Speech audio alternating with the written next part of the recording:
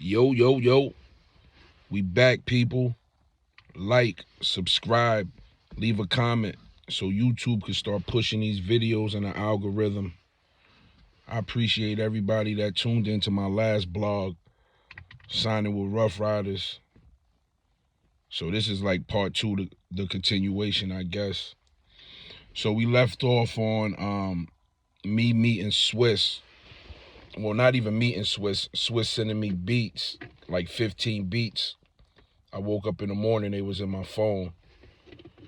And like I said, the whole time, me working with D, he used to just call Swizz from the studio, like, yo, I got somebody I'm working with in Connecticut. He's crazy. He would let him hear a few joints or whatever the case may be, hang up the phone. Swizz might hit him and be like, what y'all working on, whatever the case may be. But that's how it went. We never really, like, met. So D is just like, yo, just keep working. We got Diddy right here. You know what I'm saying? We get the right joint or when it's the right time. You know what I'm saying? We'll push up on Swizz, let him hear what we doing and everything. But D is like a perfectionist, so he didn't want to go to Swizz with me just rapping. He wanted, like, he wanted certain songs. He wanted the look, everything. Because when I met D, like I told y'all before, I just came home from doing that 8 years. So I had all that jail weight on me. I was, you know what I'm saying, I was humongous. So I got with D. When I got with him, D was like, yo, man, this what we gonna do, because image is everything. We gonna take all them pictures off your page, family, everything. We just, when they go on your page, we just want them to see Brillo. So I did that. We got in the gym together, lost so much weight, me and D together. Like, you know what I'm saying? So not only was he coming up here to the studio sessions, he was coming up here just to go to the gym with me and just work out. So that was motivation on a whole nother level. You know what I'm saying? I ended up losing damn near probably like 80 pounds or something like that. I was like 310 when I came home. So we broke that weight down, you know what I'm saying? Got me in shape. So mentally I was there, like, you know what I'm saying? So we ended up doing that. So Swizz comes into play. Boom, Swizz sends me mad beats. But before even Swizz came into play, and before I even met back up with D, me and my man Kato, my brother, you know what I'm saying? One of the guys I grew up under in the hood, you know what I'm saying, on the north end in the terrace, Bridgeport, Connecticut. He was like one of the first people that I met besides H, my brother H. Like, you know what I'm saying? We all met basically around the same time, but I gravitated to Kato because he was just different. You know what I'm saying? That was my dog. Like, you know what I'm saying? That's my nigga. That's my heart, man. He just was different. He always been different. So it's certain people that you gravitate to when you meet him, man. He was just like, that's family. Like, you know what I'm saying? K is just different. And he, you know what I'm saying? He ride or die. He gonna go to the grave with me. I know that. So before even I ran back into D, me and Kato was just running around crazy. Kato was just driving me everywhere. I could call that nigga drop of a dime. I don't care what he was doing or whatever, and he was just on it. Like, so we shooting from Connecticut all over New York, anywhere. Like, you know what I'm saying? K's driving. It's just me and him. We riding out. We meet Jack Thriller. You know what I'm saying? I start running through the Jack Thriller sessions. I run into Murder Mook, Rex. That's how that bond got formed. So we was doing a lot of different things, like, you know what I'm saying, me and Kato, before I even ran back into D and the Instagram thing and all that. We was running around doing a lot of groundwork, and it was just like, you know, it was working. The buzz was working. So yeah, that's what I was doing before that. Me and Kato was just running everywhere. Even before me and my man Ace, which is the engineer, even before we started hitting the highway, like, me and Kato was just everywhere. You know what I'm saying? We picked up because, like I said, I always been rapping. So before I went to jail, I was already rapping. I already had a buzz. So when I came home, man, me and Kato hit the ground like that shit, like I never left. And I love him for that. You know what I'm saying? Still the same way. I could call that nigga drop of a dime, he gonna be there. That's the type of people you want in your corner. So we do all the groundwork, basically. We running around crazy. We running from Jack Thriller. We running to K Slay. We run into the kid, Trill. Trill was a plug for K-Slay. He was the plug. Trill is also how I met Chinks, how I met my man Viking, Thuggin' and Buggin'. Yeah, so it was just a lot of groundwork being put in before I ran back into D, and boom, once I did that, he just blew it up even more. So fast forward, I got a lot of stories for y'all. It's a lot of history. So fast forward, I wake up in the morning, Swizz sent me like 15 beats. I'm like, yo, what the fuck? So I called D. I didn't even have Swizz number, I don't even think I had. Matter of fact, I did have Swizz number. That's how he sent me the beats or whatever. So we had exchanged numbers or whatever. And he had sent me the beats. So I called D before I even hit Swizz. Like, yo, Swizz just sent me like 15 beats. D didn't even know. Like, he was like, word? I'm like, Swizz just sent me 15 beats. I text Swizz back, like, yo, good looking, like, you know what I'm saying? Like, damn, I ain't, you know what I'm saying? I appreciate it. I was, it caught me off guard. Swizz like, man, I'm in my zone. How you see Swizz talk on Instagram is how he talk. Yo, I'm in my zone. Yo, I just felt this. Allah laid it on my heart. Boom. You know what I'm saying? Do you. So we do that. He sends me the 15 beats. I'm so pumped about the 15 beats. After I hit D, and then I shot Swizz the text, I hit Ace, my engineer, right away. Yo, bro, it's go time. Swizz just sent all these beats. What you doing? Ace like, what I'm doing, nigga, we doing the studio. Fuck what I'm doing. Meet me at the studio. I lied to you not. I banged 4 out. Boom. That same day, I do 4 of the beats. The following day, I do 4 more. The next day, I finish them. I shoot them all back to Swizz within 2-3 days. Boom, I sent him every beat that he sent me, I sent him a song back. Boom. He's amazed. He sent me back text messages like, wow, King, this is crazy. Like, all of them. And I'm like, yo, boom, this is what we doing. I knocked him out so fast. I don't even think D was there for any of the sessions. I did them so fast. He's amazed. He's like, yo, these shits is hard. Like, you know what I'm saying? So from there, that's how I ended up doing They Forgot About the Streets.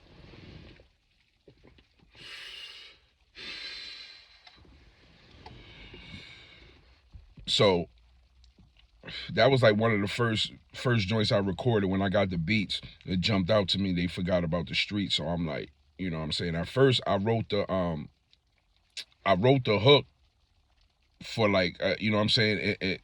Thinking about Swizz, like, you know what I'm saying? How hype he be, how he zone. Yeah, he be hype, you know what I'm saying, when he doing the hook. So I was like, yo, it'd be dope if me and you could be like, they forgot about the streets. They forgot about the streets. They forgot about the streets.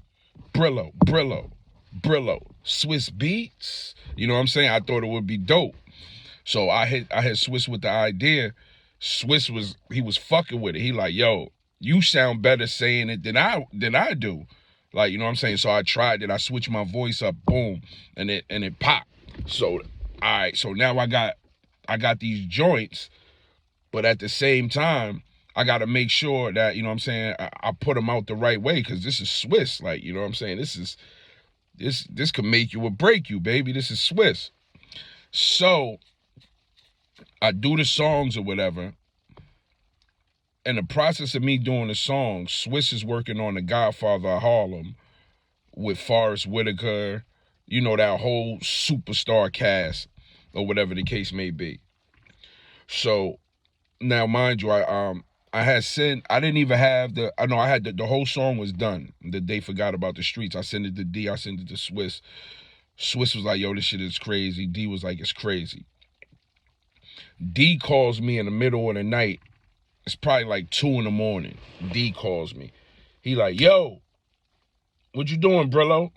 Like, I'm coolin'. What's going on? Hey, yo, Brillo, you know that song you just sent me when you like, they forgot about the streets? I'm like, yeah. He's like, why don't you watch the Godfather of Harlem? And I'm like, yeah, I watched a few episodes or whatever. He's like, instead of you, he was like, keep the hook, take the verses off, and I want you to rap like you're Forrest Whitaker. And I'm like, rap like I'm Forrest Whitaker? He's like, yeah. Like, you know what I'm saying? You got to think bigger than just they forgot about the streets. He was like, this is hard right here. Rap like you Forrest Whitaker, and we gonna pitch this to Swizz for the Godfather of Harlem. So I'm like, rap like I'm Forrest Whitaker. So boom, I'm like, all right, cool. I can rap anyway. It don't matter. Let me tune into the show. So I put a few episodes of the show on. By the second episode, I already knew what direction I was going. By the third episode, I was already, the verse was done. I already knew. I was like, all right, this is how I'm going to go at it. Like, you know what I'm saying? And that's why you hear that on the Godfather of Harlem, on that soundtrack. And that look opened up, that opened up so many different doors during that Godfather of Harlem soundtrack. So shout out to DEE and shout out to Swizz for that. That was amazing. That was a big look. Before that, my page on Instagram wasn't even verified. I did that joint. I woke up to a blue check. You know what I'm saying? So yeah, that was a big look, and that opened a lot of doors. And again, I formed more relationships working with them. You know what I'm saying? So boom, we're gonna fast forward now. Or I guess we could, no, yeah, fast forward, because the whole time I'm doing this, we're working or whatever, D doesn't know that, you know, Kiss is my cousin. He doesn't know it. I never mention it. I don't mention it to nobody, really. Like, you know what I'm saying? If you know, you know. If you ask me, then yeah, it is what it is. But I never grew up saying like, yo, Jadakiss is my cousin. Jadakiss is I never did that. If you ask me, then yeah, of course, I'm not going to deny my family or whatever the case may be. But I always stood on my own. You know what I'm saying? And shout out to Kiss. Love my dog to death, but I always stood on my own. I never wanted to be like, you know what I'm saying, and nobody's shadow, not just Kiss shadow, but just any man, period. And you know, Kiss is somebody I look up to, and you know, he's somebody that looked out for me when I was growing up. I remember I used to go to Kiss crib, and he would bring me upstairs. It used to be, you know what I'm saying, his room was right across the hall from like he had like a sneaker room. It used to be his room, the bathroom, and a sneaker room. And this one, I think he had to deal with like Reebok or Iverson or whatever. He would get like so many pairs of sneakers, crazy, like, you know what I'm saying. I would call him, or I would see him, whatever, and he'd be like, yo, come to the crib, I got some shit for you, like, you know what I'm saying. And every time I come through, he'd give me some money. I was a young nigga. Give me some money. I leave with 6-7 pairs of sneakers. Like, you know what I'm saying? He always looked out. Like, you know what I'm saying? Even when I came home, I shot down there. He gave me some bread and shit. Like, you know what I mean? I definitely love Jay for that. Like, you know what I'm saying? And anything I ever asked him, like any type of pointers, I never really came to him about too much. But anything that I did come to him for, he definitely looked out for it. So, you know, I respect that 100%.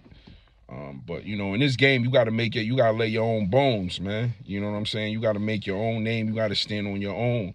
And once you do that, people will come in and help you. But for the most part, ain't nobody giving you nothing. And you know what I'm saying? And that's just what it is. That's just a life period. So you got to work. You know what I'm saying? So just because he was my cousin, it wasn't just like oh yeah, and just open the door and you just come in. Like, nah, I had to work. I had to go through my ups and downs, you know what I'm saying, my bumps and bruises, and make my own name. So I always did that. I always stood on my own too. Always made my own name, you know what I'm saying? And Cuz was always in the cut, you know what I'm saying? If I need him, I could just hit him. I could hit him right now. You know what I'm saying? He did Money Machine for me, you know what I'm saying? So, you know, I appreciate him for the things that he did do. And I remember when I was younger, this was CDs and shit was still out. He gave me a beat CD. He gave me like 3 beat CDs. And he told me like, yo, you just read, make sure you read, you know what I'm saying? And expand your vocabulary. You don't wanna say he used to just give me key key shit, like, you know what I'm saying, don't say this when you can say this, like that type of shit, you know what I mean? And it would be like a 2-3 minute conversation, but you know what I'm saying, it was something that I soaked in, and it helped me in the long run, like as far as reading and saying different things. And yeah, so shout out to Kiss for that. But I say that to say this, D never even knew that Kiss was my cousin, like, you know what I'm saying? So one day he was like, you know what I'm saying, I think he said like, yo, Jay, it sound crazy on this or whatever. And that's when I was like, yo, that's my cousin or whatever. And he was like, what? Like, you know what I'm saying? He was like, oh shit. Like, you know what I'm saying? Respected me even more because I didn't try to come in on a, you know, Kiss is my cousin type thing. Like, you know what I'm saying? So after that, it was just like, it got crazy. You know what I'm saying? We did, me and Kiss ended up doing a Money Machine joint. D hit him and was like, yo, he needed him to do that or whatever. And he did that for me. From that, I met Styles. Sheik first. My dog Sheik. Shout out to Luch. My dog Luch. Luch is 100, man. That's my dog for real. So I meet Luch,